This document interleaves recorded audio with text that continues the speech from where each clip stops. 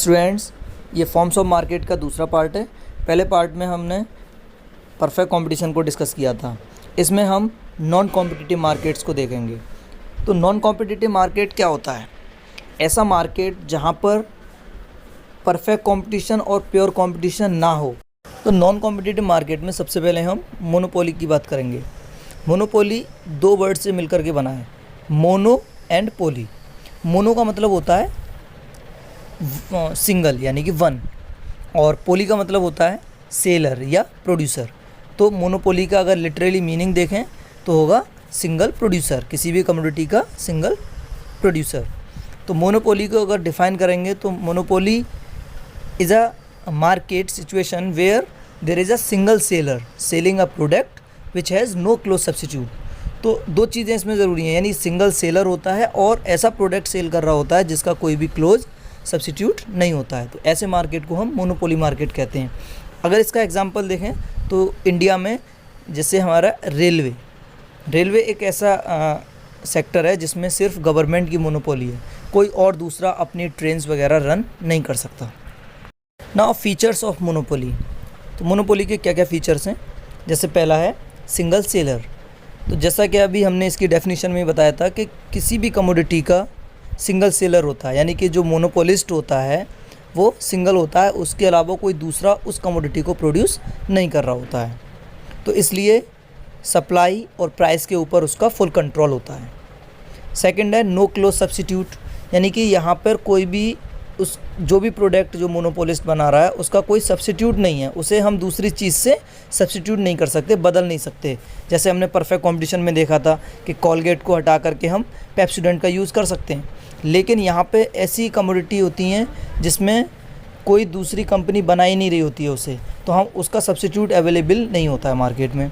तीसरी चीज़ जो इसका फीचर है restrictions on entry and exit, यानी कि जब दूसरी फर्म्स नहीं है इसका मतलब एंट्री पर और एग्ज़िट पर जो है रेस्ट्रिक्शन लगे हुए हैं, क्योंकि इसमें बहुत ह्यूज अमाउंट की ज़रूरत होती है, बहुत पैसा लगाने की ज़रूरत होती है, बहुत सारी कैपिटल चाहिए होती है, इसलिए कोई भी आसानी से एंटर नहीं कर सकता मार्केट में।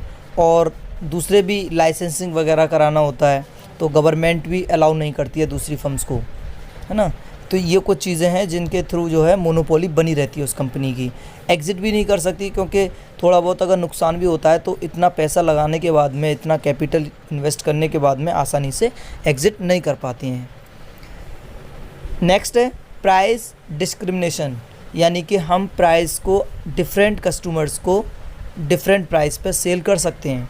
अलग अलग मार्केट में भी हम प्राइस डिस्क्रिमिनेशन कर सकते हैं कि एक कस्टमर को हमने एक मार्केट में कुछ अलग रेट पे दिया उसी प्रोडक्ट को, किसी दूसरे मार्केट में उसी प्रोडक्ट को दूसरे कस्टमर्स को अलग रेट में सेल कर दिया, तो इसे हम प्राइस डिस्क्रिमिनेशन कहते हैं।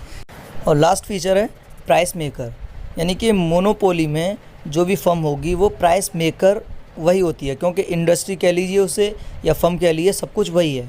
तो प्राइस पर और आउटपुट पर दोनों पर मोनोपोलिस्ट का पूरा कंट्रोल होता है, इसीलिए वो अपनी प्रोडक्ट के प्राइस कम या ज़्यादा जैसे चाहे वो फिक्स कर सकता है, और इसी वजह से प्राइस को चेंज करके वो मार्केट में सप्लाई को भी बहुत ज़्यादा इन्फ्लुएंस कर सकता है।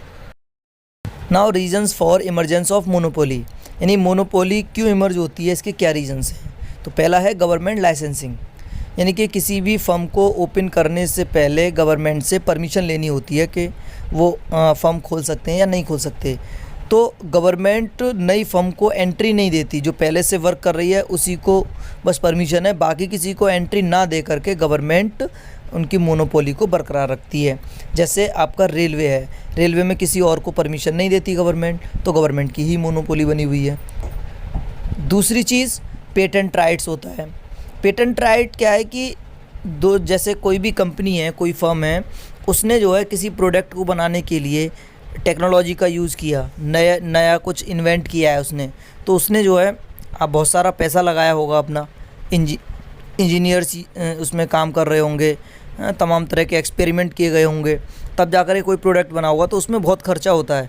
तो इसलिए वो क्या करते हैं, गवर्नमेंट से पेटेंट राइट्स करा लेते हैं उसे। पेटेंट राइट्स क्या मिलते हैं उन्हें कि उस प्रोडक्ट को एक पर्टिकुलर पीरियड ऑफ टाइम के लिए कोई दूसरी कंपनी, कोई दूसरी फर्म नहीं बना सकती है, ना ही उस टेक्नोलॉजी का इस्तेमाल कर सकती है, क्योंकि उसमें उस कंपनी का बहुत खर्चा हुआ होता है, तो वो दूसरों को परमिशन नहीं देते, तो वो पेटेंट राइट कहलाता है। तो ये जो पेटेंट राइट है पूरी लाइफ टाइम के लिए नहीं होता है, इसका ज़्यादा से ज़्यादा टाइम जो रहता है 15 से 20 साल रहता है। तो अगर मान लीजिए किसी को जो पर्टिकुलर टाइम दिया गया 15 से 20 साल का, तो उस टाइम पीरियड को हम पेटेंट लाइफ कहते हैं। अब देखेंगे कि मोनोपोली में डिमांड कर्व कैसे बनता है, क्योंकि आपने परफेक्ट कंपटीशन में देखा कि जो डिमांड कर्व है उसमें एकदम हॉरिजॉन्टल लाइन बनती है, एक एक्स एक्सिस के हॉरिजॉन्टल लाइन बनती है, परफेक्टली इलास्टिक होती है। लेकिन यहाँ पर जैसा कि मोनोपोली में जो कर्व बनेगा वो आप देख पा रहे हैं डाउनवर्ड स्लोपिंग होगा और स्टीपर होगा, क्योंकि यहाँ पे मोनोपोली का कंट्रोल सिर्फ प्राइस पे तो होता है, डिमांड पे कंट्रोल नहीं है। कब कितनी डिमांड हो उसके प्रोडक्ट की वो तो कंज्यूमर्स पे डिपेंड करता है, तो इसलिए वो प्राइस को कम करके ही ज़्यादा प्रोडक्ट सेल कर सकता है, तो इसलिए इसका कर्व स्टीपर होता है, ठीक है। और डाउनवर्ड स्लोपिंग होता है, जैसे कि इसके प्रोडक्ट का कोई क्लोज सब्स्टिट्यूट भी नहीं होता है, तो इसलिए इसका जो कर्व होगा वो डाउनवर्ड स्लोपिंग होगा और कम प्राइस करके ही हम ज़्यादा प्रोडक्ट सेल कर सकते हैं। इस दूसरे कर्व में AR यानी कि डिमांड कर्व को अलग बना करके दिखाया है, डाउनवर्ड स्लोपिंग है। देखिए, तो अगर मान लीजिए इनिशियल प्राइस P था और क्वांटिटी जो P प्राइस पर जो डिमांड हो रही थी वो Q हो रही थी, Q डिमांड हो रही थी, तो अगर कोई भी फर्म जो मोनोपोली है वो चाहती है कि अपने प्रोडक्शन को ज़्यादा, आउटपुट को ज़्यादा सेल करे, आउटपुट को बढ़ाना चाहती है, तो प्राइस को P से P1 तक लाकर यानी कि कम करके P से P1 करके ही क्वांटिटी को Q से Q1 यानी कि बढ़ा सकती है इतना। अगला नॉन कॉम्पिटिटिव मार्केट है monopolistic competition. So monopolistic competition refers to the market situation in which there are large number of firms which sell closely related but differentiated products. For example, market for products like soap, toothpaste, AC, television, etc. यानी कि ऐसा market जिसमें large number of firms होती हैं जो closely related लेकिन differentiated product बेचती हैं, यानी कि उनका प्रोडक्ट सब्स्टिट्यूट कर सकते हैं आप आसानी से, एक फर्म का प्रोडक्ट दूसरी फर्म से सब्स्टिट्यूट कर सकते हैं, तो इसमें लार्ज नंबर ऑफ फर्म्स होती हैं। तो इस डेफिनेशन से क्लियरली ये मालूम चल रहा है कि प्रोडक्ट को हम आसानी से सब्स्टिट्यूट कर सकते हैं, लेकिन उसमें कुछ ना कुछ डिफरेंस ज़रूर होता है, जैसे कलर का, टेस्ट का, पैकिंग का, ये सब डिफरेंस ज़रूर होते हैं प्रोडक्ट्स में। The features of monopolistic competition, the first one is many और लार्ज नंबर ऑफ सेलर्स, यानी कि प्रोडक्ट को सेल करने वाले जो सेलर्स हैं, प्रोड्यूसर्स हैं, बहुत ज़्यादा होते हैं, मैनी होते हैं। मतलब ये भी नहीं है कि बहुत ज़्यादा हों और ऐसा भी नहीं होता है कि बहुत कम हो, एक मीडियम लिमिटेड कंट्रोल रहता है इनका प्राइस पर, इसी वजह से, क्योंकि कुछ हद तक ये इंडिपेंडेंटली प्राइस सेट करते हैं अपने प्रोडक्ट का, लेकिन दूसरे को भी ध्यान में रखना होता है इन्हें, क्योंकि इनके प्रोडक्ट जो होते हैं वो क्लोजली रिलेटेड होते हैं, है ना, एक दूसरे से रिलेटेड होते हैं, सब्स्टिट्यूटेबल होते हैं। अगर कोई भी कंपनी अपने प्रोडक्ट का प्राइस जो है बहुत ज़्यादा कर देगी तो सारे कस्टमर्स वहाँ से प्रोडक्ट को सब्स्टिट्यूट कर देंगे, उसको दूसरी कंपनी के प्रोडक्ट पे चले जाएंगे, वहाँ से परचेज़ करेंगे, तो इसलिए बहुत ज़्यादा वेरिएशन नहीं करते हैं। सेकंड है प्रोडक्ट डिफ्रेंशिएशन।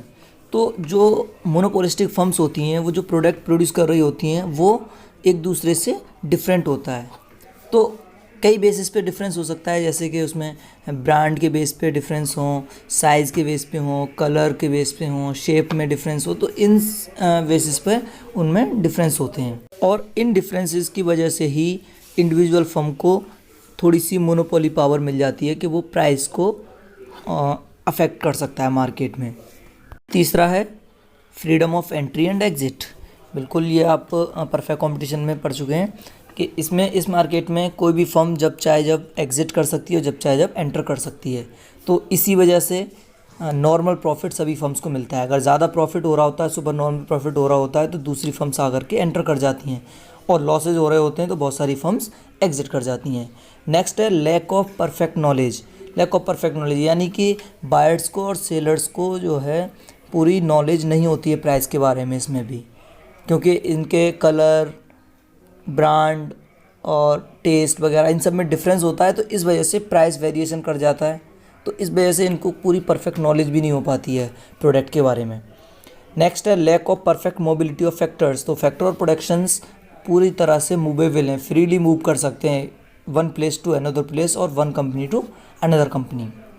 नेक्स्ट है सेलिंग कॉस्ट। इसमें सेलिंग कॉस्ट बहुत ज़्यादा आती है। आप अक्सर ज़्यादातर एग्जांपल देख सकते हैं कि टेलीविज़न पर, रेडियो पर, न्यूज़पेपर्स में जो एडवर्टाइजमेंट होता है, तो सबसे ज़्यादा जो एडवर्टाइजमेंट होते हैं उसके जो प्रोडक्ट हैं वो ज़्यादातर इसी मार्केट के होते हैं, मोनोपोलिस्टिक कंपटीशन के। तो सेलिंग कॉस्ट बहुत आती है। ठीक है। नेक्स्ट है इंडिपेंडेंट प्राइस पॉलिसी। बिल्कुल कोई भी फर्म अपने प्रोडक्ट का प्राइस इंडिपेंडेंटली सेट कर सकती है, क्योंकि उसने जो है अपने प्रोडक्ट को दूसरी कंपनी के प्रोडक्ट से स्लाइटली डिफरेंट बनाया होता है। तो इस वजह से उसका थोड़ा सा उस पर कंट्रोल रहता है, प्राइस पर बहुत ज़्यादा कंट्रोल नहीं रह सकता, जो कि मैं पहले ही बता चुका हूँ। क्योंकि अगर मान लीजिए पेप्सोडेंट और कोलगेट, इन्होंने प्राइस अपने पैक के, सेम साइज़ के पैक के बहुत ज़्यादा डिफरेंट कर दिए, बहुत ज़्यादा वेरिएशन कर दिया, तो दूसरे लोग जो हैं, जो लोग मान लीजिए जो भी दोनों में से सस्ता मिल रहा हो उस पर मूव करेंगे, उस प्रोडक्ट को ज़्यादा परचेज करेंगे, चाहे वो कोलगेट हो या पेप्सोडेंट हो। तो इसलिए ज़्यादा वेरिएशन नहीं होता है, 1-2 रुपये का, 2-4 रुपये का फ़र्क है तो कोई प्रॉब्लम नहीं है, लोग आसानी से परचेज करते रहते हैं जो उन्हें पसंद आ रहा है। AR और demand curve and MR of a monopolistic competition. तो average revenue and marginal revenue curve, जिसे एवरेज रेवेन्यू को हम डिमांड कर्व भी कहते हैं, वो बिल्कुल मोनोपोली कंपटीशन की तरह डाउनवर्ड स्लोपिंग ही होते हैं। सिर्फ फ़र्क ये है कि वहाँ पे मोनोपोली में जो AR कर्व है वो स्टीपर होता है, लेकिन मोनोपोलिस्टिक कंपटीशन में थोड़ा सा फ्लैट होता है। तो मोनोपोलिस्टिक कंपटीशन में भी डिमांड कर्व नेगेटिवली स्लोप्ड होता है। इसका मतलब ये है कि आप अगर अपनी कमोडिटी जो भी आप प्रोड्यूस कर रहे हैं या कोई भी फर्म, वो अगर ज़्यादा सेल करना चाहती है तो सिर्फ और सिर्फ तभी सेल कर सकती है जब वो अपनी कमोडिटी के प्राइस डाउन कर दे, प्राइस कम कर दे। ठीक है, प्राइस को कम करके ही ज़्यादा कमोडिटी सेल कर सकती है। और मोनोपोलिस्टिक कंपटीशन में डिमांड कर्व फ्लैटर इसलिए होता है कि अगर कोई भी कंपनी, कोई भी फर्म अपनी कमोडिटी का प्राइस अगर थोड़ा सा भी कम करती है तो उससे उसकी सप्लाई या आउटपुट ज़्यादा बढ़ जाता है। जितना % उसने प्राइस कम किया होता है उससे ज़्यादा बढ़ जाता है उसकी डिमांड, या कह सकते हैं उसका आउटपुट। तो ये हम क्लियरली ग्राफ से भी देख सकते हैं कि सपोज़ कीजिए इनिशियल प्राइस किसी फर्म का, वो प्रोडक्ट, किसी भी प्रोडक्ट के लिए P था, उस पर Q क्वांटिटी डिमांड हो रही थी। जब उसने प्राइस P से P1 कम कर दिए तो उसकी क्वांटिटी Q से Q1 तक बढ़ गई। तो जो गैप है P से P1 के बीच का गैप और Q से Q1 के बीच का गैप, वो जो क्वांटिटी का गैप है वो ज़्यादा है, यानी कि प्राइस का गैप कम है P से P1 वाला, और Q से Q1 का गैप जो है वो ज़्यादा है। तो ये फ्लैट होने की वजह से होता है। आखिरी हमारा नॉन कॉम्पिटिटिव मार्केट है oligopoly. Oligopoly refers to a market situation in which there are a few firms selling homogeneous or differentiated product. For example, market for products like cold drink, automobiles, steel, cement, etc. तो oligopoly market में few firms होती हैं जिनकी गिनती exact नहीं बताई गई है, लेकिन फ्यू होती हैं, 2, 4, 6, 8 ऐसे कुछ फर्म्स हो सकती हैं जो होमोजीनियस और हेट्रोजीनियस दोनों तरीके का प्रोडक्ट जो है सेल कर रही होती हैं। हेट्रोजीनियस को आप डिफरेंशिएटेड प्रोडक्ट भी कहती हैं। तो दोनों तरीके का प्रोडक्ट सेल कर रही होती हैं, जैसे कि homogeneous products cement, LPG gas cylinders, steel, और heterogeneous products cold drinks, automobiles. तो इस तरह के प्रोडक्ट्स सेल कर रही होती हैं। Now the features of oligopoly. तो first one is few firms. तो ओलिगोपोली मार्केट में कुछ बड़ी बड़ी फर्में होती हैं, बहुत ज़्यादा नहीं होती हैं, लेकिन इसके एग्जैक्ट नंबर की बात करें तो इसका एग्जैक्ट नंबर कहीं पर नहीं दिया गया है कि कितनी होनी चाहिए, फिक्स नहीं है, 2, 4, 6 ऐसे हो सकती हैं। तो फ्यू फर्म्स होती हैं, पहला तो बहुत ज़्यादा नहीं होती हैं और ना ही सिंगल होती है। दूसरा इंटरडिपेंडेंस, यानी कि जो प्राइस और आउटपुट के लिए अगर मान लीजिए 2 फर्म्स हैं इसमें ओलिगोपोली में, तो वो एक दूसरे पर डिपेंड करती हैं। अगर एक पर्सन अपने कमोडिटी का प्राइस कम करता है तो उसके देखते हुए दूसरा पर्सन जो सेम कमोडिटी प्रोड्यूस कर रहा है वो भी अपनी कमोडिटी के प्राइस कम कर सकता है।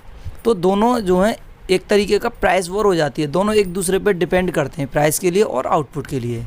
थर्ड है indeterminate of demand curve. Indeterminate यानी कि अनसर्टेन डिमांड कर्व, यानी डिमांड कर्व जो होता है उसकी एग्जैक्ट शेप नहीं पता होती है इसमें, क्या वो डाउनवर्ड स्लोपिंग होगा या parallel to X axis horizontal line होगी, ये नहीं होता है इसमें जो डिमांड कर्व है, क्योंकि दोनों फर्म एक दूसरे पर डिपेंड करती हैं। अगर 2 फर्म हैं तो और 3 है तो तीनों एक दूसरे पे डिपेंड करती हैं, इस वजह से उनका जो डिमांड कर्व है वो डिटरमिन नहीं हो पाता है, अनसर्टेन रहता है हमेशा, इसलिए kink demand curve, kink shape का डिमांड कर्व बनता है। ये सब डिमांड कर्व के बारे में हम इस क्लास में नहीं पढ़ेंगे, ये आपके आगे क्लासेस में जा कर के ग्रेजुएशन वगैरह में अगर आप इकोनॉमिक्स पढ़ेंगे तो वहाँ पे पढ़ेंगे। यहाँ पे अभी जो है सिर्फ इसके बारे में जानना है कि ये जो डिमांड कर्व है इसमें ओलिगोपोली में वो किंक शेप का होता है। नेक्स्ट है ग्रुप बिहेवियर। तो ओलिगोपोली में जो फर्म्स होती हैं वो अपने प्रॉफिट को मैक्सिमाइज़ करने के लिए, अपने प्रॉफिट को बढ़ाने के लिए आपस में एक एग्रीमेंट कर लेती हैं कि भाई हम इस प्राइस से कम रेट पर कोई भी प्रोडक्ट सेल नहीं करेगा, तो वो प्राइस फिक्स कर लेती हैं, तो प्राइस वॉर ख़त्म हो जाती है उनके बीच में, इससे उनका प्रॉफिट बढ़ जाता है। तो अब वो ये भी डिसाइड करते हैं कि कौन कितना प्रोडक्ट जो है सेल करेगा मार्केट में, तो वो आउटपुट भी डिसाइड कर लेते हैं कि इतना इतना आउटपुट हमको मार्केट में देना है सब फर्म को, तो सबको फ़ायदा हो जाता है उसमें फर्म्स को। नेक्स्ट है नॉन प्राइस कंपटीशन, यानी कि प्राइस के अलावा दूसरे तरीक़ों से वो जो है कस्टमर्स को अपनी तरफ अट्रैक्ट करते हैं, जैसे कि डिफरेंट टाइप के एडवर्टाइजिंग कर दी है, अलग बेटर जो कस्टमर सर्विसेज प्रोवाइड कर दी, तो उससे क्या है कस्टमर जो है उनकी तरफ अट्रैक्ट होता है कि उसका प्रोडक्ट बेहतर है, जबकि प्रोडक्ट होमोजीनियस या हेट्रोजीनियस जो भी हैं दोनों तरीके के हो सकते हैं। नेक्स्ट है nature of the product.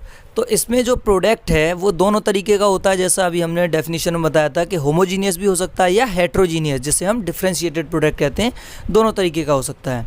Example homogeneous के बताए हैं हमने, जैसे कि सीमेंट, एलपीजी सिलेंडर्स, ये होमोजीनियस प्रोडक्ट है, बिल्कुल सेम है, इसमें आप डिफरेंस नहीं कर सकते। इसे हम अगर ऐसे मार्केट में कंपटीशन हो रहा है तो उसे हम प्योर या परफेक्ट ओलिगोपोली कहेंगे। और अगर हेट्रोजीनियस प्रोडक्ट्स हैं जैसे कि कोल्ड ड्रिंक, ऑटोमोबाइल्स, तो उसमें अगर कंपटीशन चल रहा है, ऐसे मार्केट के बीच में कंपटीशन है, उनमें ऐसी फर्म्स हैं, तो उसे हम इम्प्योर या इम्परफेक्ट ओलिगोपोली कहेंगे।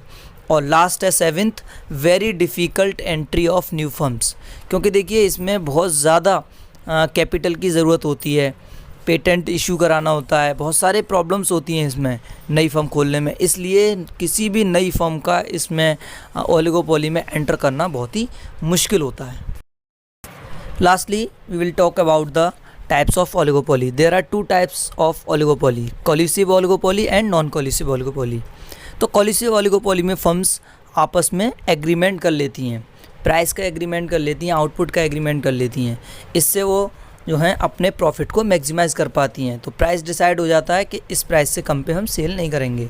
तो वो ये 2 तरीक़ों से हो सकता है कॉलिजन, एक तो कार्टेल की वजह से, दूसरा प्राइस लीडरशिप की वजह से।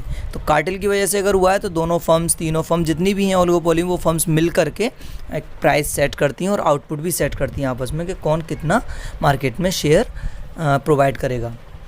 और दूसरा तरीका है कि प्राइस लीडरशिप की वजह से हो जाए, जो फर्म बड़ी होती है उसकी कॉस्ट कम आ रही होती है प्रोडक्शन की, तो वो प्रोडक्ट का प्राइस सेट करती है फिर, क्योंकि वही कम रेट पर सेल कर सकती है और उस रेट पर दूसरी फर्म्स को भी सेल करना होगा। तो प्राइस लीडरशिप के बेस पर भी फर्म जो हैं आपस में कोलिजन कर पाती हैं।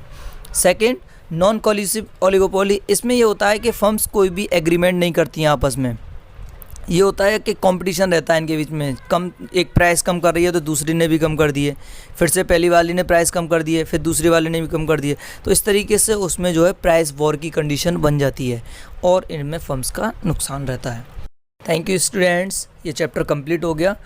अब इसके अगर आपको नोट्स चाहिए तो आप डिस्क्रिप्शन में जा कर के नोट्स डाउनलोड कर सकते हैं, वहाँ पे लिंक दिया हुआ है, वहाँ से आपको इसके नोट्स मिल जाएंगे। Thank you.